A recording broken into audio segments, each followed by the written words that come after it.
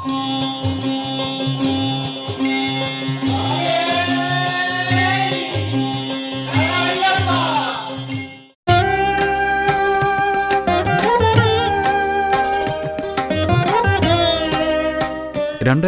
November 17 മുതൽ 2004 November 16 വരെയുള്ള ഒരു വർഷക്കാലം ശബരിമല മാളികപ്പുറത്തമ്മയുടെ മുഖ്യ പൂജകനായി ശബരീശ സന്നിധിയിലെത്തിയത് തിരുവനന്തപുരം മലയിൻകീഴ് പെരിയമനയിൽ ബ്രഹ്മശ്രീ ഗോവിന്ദൻ പോറ്റിയായിരുന്നു.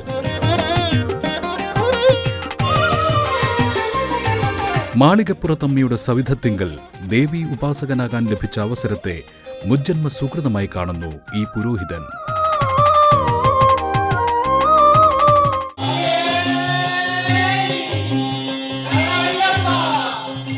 ഓം സ്വാമിയേ ശരണമയ്യപ്പ. സത്യമായ പൊന്നു 18-ാം പടിയേ ശരണമയ്യപ്പ. മാളികപ്പുറത്തമ്മ ദേവി ലോകമാതാവേ ശരണമയ്യപ്പ. ശ്രീവല്ലഭ ശരണമയ്യപ്പ. 2003, 2004 ശബരിമല മാളികപ്പുറം പുറപ്പെടാൻ മേൽശാന്തിയായി സേവനമനുഷ്ഠിച്ചു. തിരുവിതാംകൂർ ദേവസ്വം ബോർഡിൽ 35 വർഷത്തോളം മേൽശാന്തി പദം കഴിഞ്ഞ് പെൻഷനായി ഇപ്പോൾ പൂജയും തന്ത്രവും ജ്യോതിഷവുമായി നിൽക്കുന്ന ഒരാളാണ്. അനുഭവം എന്തെന്ന് ചോദിച്ചാൽ ശബരിമലയിൽ അനുഭവം ഉള്ളവരെ മാത്രമാണ് ശബരിമല എത്തുന്നത്. അവിടെ വരുന്ന എല്ലാ ഭക്തജനങ്ങളും ഒരാളെന്ന് മാത്രമല്ല, മേൽശാന്തിമാർ മാത്രമല്ല, ദർശനത്തിനെത്തുന്ന ഓരോ ഭക്തനും അനുഭവ സമ്പത്തുകളുള്ളവരും. അനുഭവം ഇല്ലാത്തവരാരും ശബരിമലയിൽ വരുന്നില്ല എന്നുള്ളതാണ് സത്യം. ശബരിമലയിൽ ഒരാൾ വന്നിട്ടുണ്ടെങ്കിൽ അയാൾക്കൊരു അനുഭവം, ഗുണകരമായ ജീവിതത്തിൽ മറക്കാൻ പറ്റാത്ത അനുഭവമുള്ളവരാണ്. അതുകൊണ്ടാണ് എന്തെന്ത് പ്രശ്നങ്ങളുണ്ടെങ്കിലും ശബരിമല എന്ന് പറയുമ്പോൾ ജനങ്ങളൊരു വൈകാരികമായി, ആത്മീയമായിട്ടും മാനസികമായിട്ടും സാമ്പത്തികമായിട്ടും എല്ലാത്തിലും അയ്യപ്പനോട് ഒരു അളവില്ലാത്തൊരടുപ്പം കാണിക്കുന്നതിൻ്റെ കാരണം അവരുടെ അനുഭവങ്ങളാണ്. അപ്പോൾ എന്തെങ്കിലും ഒരു അനുഭവം ഉണ്ടോ എന്ന് ചോദിക്കുന്ന ചോദ്യം തന്നെ അപ്രസക്തമാണ്. എങ്കിലും ഞാൻ എൻ്റേതായ സ്വകാര്യ ജീവിത അനുഭവങ്ങൾ, നമ്മൾ ശബരിമല മേൽശാന്തിയായി നറുക്ക് കിട്ടിക്കഴിഞ്ഞാൽ തുലാമാസം 30-ാം തീയതി വൈകുന്നേരം 18-ാം പടിയുടെ അവിടുന്ന് കയറി അവരോധം കഴിഞ്ഞ് നമ്മൾ താക്കോല് ഏറ്റുവാങ്ങിച്ചു കഴിഞ്ഞാൽ പിന്നെ പിറ്റേ വർഷം പുതിയ മേൽശാന്തിയെ അവരോധം കഴിക്കുന്ന പുറപ്പെടാ ശാന്തിയായി നമ്മൾ സന്നിധാനത്ത് തന്നെ താമസിക്കുന്ന അവസരം ധാരാളം വിഷയങ്ങൾ നമ്മൾ കൈകാര്യം ചെയ്യേണ്ടതായിട്ട് വരും. ഈ നറുക്ക് കിട്ടുന്നത് മുമ്പും നറുക്ക് കിട്ടിയതിന് ശേഷവും ചാർജ് എടുക്കുന്നത് വരെയും നമ്മൾ ജനങ്ങളുടെ ഇടയിൽ തന്നെയാണ്. 24 മണിക്കൂർ ആളുകൾ വരുന്നു, സംസാരിക്കുന്നു, എടുക്കുന്നു. ശബരിമലയെ കിട്ടിക്കഴിഞ്ഞാൽ സീസൺ വൃശ്ചികം 1 മുതൽ മകരവിളക്ക് കഴിഞ്ഞ് 5ൻ്റെ അന്ന് നട അടയ്ക്കുന്ന വരെയും എപ്പോഴും ആളും ആരവവും ബഹളവും സ്വാമി ശരണവും ആകെ ഒരു പ്രത്യേക ലോകത്തിൽ ആണ്. നമ്മളൊരു ദേവലോകത്ത് നിൽക്കുന്ന ഒരു പ്രതീതിയാണ്. 24 മണിക്കൂർ ശരണം വിളി, സ്വാമിമാരുടെ ശരണം വിളി, ജനങ്ങളെ കാണുന്നു. നമുക്കങ്ങൊരു ഭയങ്കര സന്തോഷമായ അവസ്ഥയാണ്.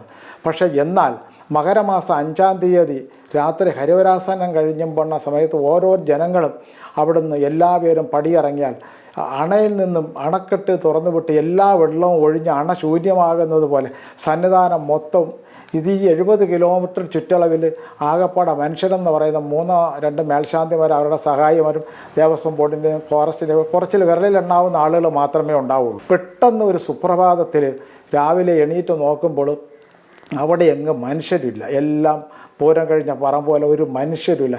ഈ പെട്ടെന്ന് ജനങ്ങളുടെ ഇടയിൽ നിന്നും ആരുമില്ലാത്ത ഒരു പ്രത്യേക ഒരു ഇതിലേക്ക് നമ്മൾ പെട്ടെന്ന് നിൽക്കുക എന്ന് പറഞ്ഞാൽ അത് ഭയങ്കരമായിട്ട് മാനസികമായിട്ട് നമ്മൾ പെട്ടുപോകുന്ന ഒരു സംഭവമാണ്. അതിൽ നിന്നും നമ്മൾ ക്രമേണ ഒരു കുഞ്ഞിനെ എങ്ങനെയാണോ ഒരു അച്ഛനും അമ്മയും കൈപിടിച്ചുയർത്തി പിച്ച വെച്ച് നടത്തിക്കും പോലെ നമ്മൾ ആ ഭഗവാൻ നമ്മുടെ മനസ്സിനെ ക്രമേണ നമ്മളെ ആ അവിടുത്തെ സാഹചര്യവുമായിട്ട് ബന്ധപ്പെടുത്തി ഭഗവാനിലോട്ട് നമ്മളെ അങ്ങ് ലയിപ്പിക്കുന്നു എന്നുള്ളതാണ് അതിൻ്റെ സത്യം. ആ അവസ്ഥയിൽ നിന്ന് തിരിച്ച് നമ്മൾ കാലാവധി കഴിഞ്ഞ് ഇറങ്ങുമ്പോൾ നമ്മൾ അവിടെ നിന്ന് വിട്ടുപോരാൻ പറ്റാത്തൊരു മാനസിക അവസ്ഥയിലേക്ക് എത്തിച്ചു. അതാണ് മനുഷ്യൻ്റെ ഏറ്റവും വലിയൊരു അനുഭവം. അത് പിന്നീട് നാട്ടിൽ വന്നാൽ ഉണ്ടാകുന്ന ചോദിച്ചാൽ ഇല്ല. പിന്നെ രണ്ടാം സ്വകാര്യ അനുഭവങ്ങളെന്ന് പറഞ്ഞാൽ ഒരുപാട് പേരുടെ അനുഭവങ്ങൾ. ഞാനിരിക്കുന്ന സമയത്ത് തന്നെ ഒരു ആന്ധ്രാപ്രദേശിലുള്ള ഒരു സ്വാമി, ഞാൻ നേരിട്ട് ഞാനൊക്കെ പോയി മാളികപ്പുറത്ത് നിന്ന് ഇറങ്ങിപ്പോയി കണ്ടതാണ്. ആദ്യം ഒരു സ്വാമി സ്വാമിയെ എന്ന് വിളിച്ച് ആ സംസാരിക്കാൻ പറ്റാത്ത ഒരു കുഞ്ഞ്, അദ്ദേഹത്തിൻ്റെ പേര് ഞാൻ മറന്നുപോയി, സ്വാമിയെ ശരണമയ്യപ്പ എന്ന് ആ തിരുനടയിൽ നിന്ന് വിളിച്ച് അത് ജനങ്ങൾക്കെല്ലാം അത് അന്ന് ആ കാലത്തിലിരുന്ന് എല്ലാവർക്കും അത് ഓർമ്മയുള്ള സംഭവമാണ്. അങ്ങനെ ഒന്നിനൊന്നിന് അനുഭവങ്ങൾ നടന്ന് ധാരാളം അനുഭവങ്ങൾ. പിന്നെ അത് കഴിഞ്ഞിട്ട് ഞാനിരുന്ന് അവിടെ കുഞ്ഞുങ്ങളെ കളഞ്ഞു പോയിട്ട് വെറും വെറും ഇപ്പം 3ാം ക്ലാസ്സിൽ പഠിക്കുന്ന ഒരു കുട്ടിയെ കൈവിട്ടു പോയി. അയാൾ ഓടി വന്ന് നമ്മളുടെ ഒന്ന് കരഞ്ഞ് പറയുമ്പോൾ നമ്മളും അങ്ങ് വിഷമിച്ചു. എന്ത് ചെയ്യാൻ പറ്റും?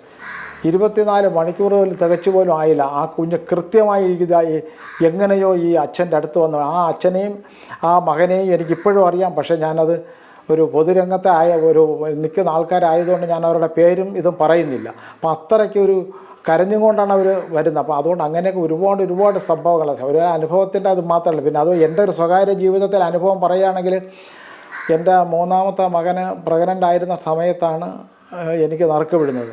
നറുക്ക് വിടുന്ന 4-5 മാസം കഴിഞ്ഞ് മെയ് മാസത്തിലാണ് എൻ്റെ വൈഫിൻ്റെ ഡെലിവറി കഴിഞ്ഞ് എൻ്റെ മകന് ഹാർട്ടിന് ചെറിയൊരു പ്രശ്നം ഉണ്ടായിരുന്നു.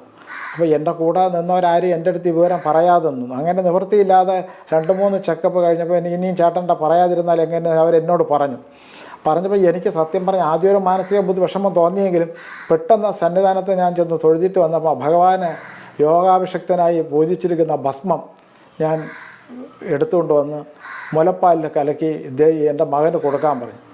അത് കൊടുത്ത് 41 ദിവസം കൊടുക്കാൻ പറഞ്ഞ് 41 ദിവസം കൊടുത്തു.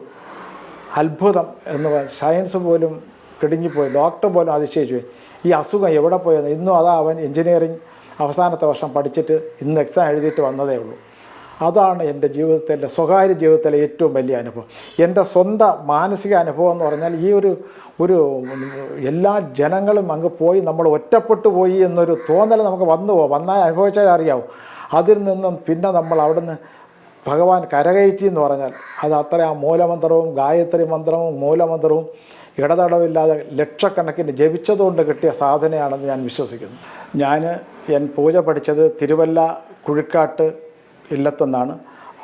വാസുദേവൻ ഭട്ടതിരിപ്പാടി അദ്ദേഹത്തിൻ്റെ അടുത്തുനിന്നാണ് പൂജ പഠിക്കുന്നത്. 1971 മുതൽ ശാന്തി ഫീൽഡിൽ നിൽക്കുന്നു. എൻ്റെ അച്ഛൻ, വലിയച്ഛൻ, മുത്തച്ഛൻ എല്ലാവരും അമ്പലവുമായി ബന്ധപ്പെട്ട് ശാന്തി തന്നെയാണ്. അങ്ങനെ 87 തിരുവിതാംകൂർ ദേവസ്വം ബോർഡിൽ മേൽശാന്തിയായിട്ട് തന്നെ ഫുൾ ടൈം ശാന്തിയായിട്ട് തന്നെ കിട്ടാനും മേൽശാന്തിയായിട്ട് തന്നെ ജോലി നോക്കാനുള്ള അവസരങ്ങളുണ്ടായി. അങ്ങനെ മലയങ്കീഴ് ശ്രീകൃഷ്ണസ്വാമി ക്ഷേത്രത്തിൽ ഇതാണ് ഒരുപാട് സർവീസിൻ്റെ നേര് പകുതി മേൽശാന്തിയായിട്ടിരുന്നത്. അങ്ങനെ മേൽശാന്തിയായിട്ട് ഇരിക്കുന്ന സമയത്ത് അന്ന് വീരണകാവ് ശ്രീ ധർമ്മശാസ്ത്ര ക്ഷേത്രത്തിലോട്ട് എനിക്കൊരു സ്ഥലമാറ്റം കിട്ടുകയും അവിടെ പൂജ കഴിച്ചുകൊണ്ടിരിക്കുന്ന സമയത്താണ് ശബരിമല സന്നിധാനത്തും മാളികപ്പുറത്തും ഞാൻ 2ഇടത്തും കൊടുത്തുകൊണ്ടിരുന്നത്. അപ്പോൾ ഒരു പ്രാവശ്യം മാളികപ്പുറത്ത് 2 പ്രാവശ്യം ലിസ്റ്റിൽ വന്നു. 3ാമത്തെ പ്രാവശ്യം ലിസ്റ്റിൽ ഇൻ്റർവ്യൂവിന് വന്നു. അവിടെ എനിക്ക് 10ാമത്തെ നമ്പറായിട്ടാണ് എനിക്ക് ലിസ്റ്റിൽ വന്നത്. ആ 9 പേരെ ആവശ്യമുള്ളൂ. 9 പേരുണ്ടെങ്കിലേ നറുക്കെടുള്ളൂ. 10ൻ്റെ ആവശ്യമില്ല. അപ്പോൾ 9 പേരെ വച്ച് നറുക്കെട്ട് ലിസ്റ്റായി. അപ്പോൾ എൻ്റെ പേരില്ല. അത് കഴിഞ്ഞ് ഈ ലിസ്റ്റിൽപ്പെട്ട ഒരാളിന് ലിസ്റ്റിൽ നിന്ന് ഒഴിവാകേണ്ട ഒരു പ്രത്യേക സാഹചര്യം വന്നപ്പോൾ 10ാമതിൽ കിടന്ന് ഞാൻ 9 ആവുക. അതും തുലാമാസം 30-ാം തീയതിയാണ് ഞാൻ ലിസ്റ്റിൽ വരണത്. തുലാമാസം 30-ാം തീയതി ലിസ്റ്റിൽ വന്നു. പിറ്റേന്ന് സന്നിധാനത്ത് വെച്ചാണ് എൻ്റെ പേര് ഫയലിൽ പോലും എഴുതണത്.